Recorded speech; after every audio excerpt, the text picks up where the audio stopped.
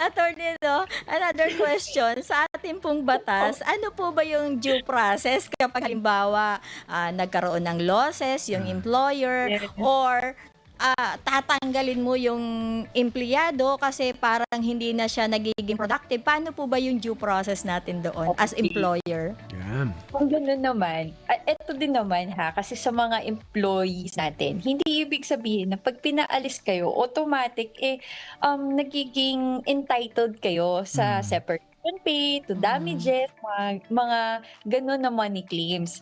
Usually, if poor performing kayo or you fall under this just causes, ano ba yung mga just causes natin first, no? Serious misconduct. Meaning, hindi ka talaga nagkakaroon ka ng work-related misconduct. Example, parati kang poor performer. Pwede yun. Yan. Or willful disobedience of lawful orders. Anong example nun?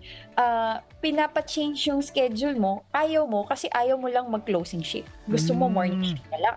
Hindi naman pwede yun. Attorney, pumapasok naman ako poor performer ka, huwag kang mag-expect na hindi ka papaalisin. Kasi on the side naman ng employer, yung kailangan lang gawin is to follow due process. Yes. Ibig sabihin, magbigay sa'yo ng notice to explain. Yun yung first requirement. Papa-explain ka, hindi kasi kailangan na dapat in writing. Pwedeng nagka-conference lang kayo, tapos in a minutes, that's equivalent. May opportunity ka lang mag-explain ng side mo. Pero bago ka mag-explain, kailangan din i-explain ni employer sa'yo, ano kasalanan mo? So, sasabihin Yes. sa'yo ng employer, absent ka na 3 days straight, walang abiso. Bakit ka umabsent?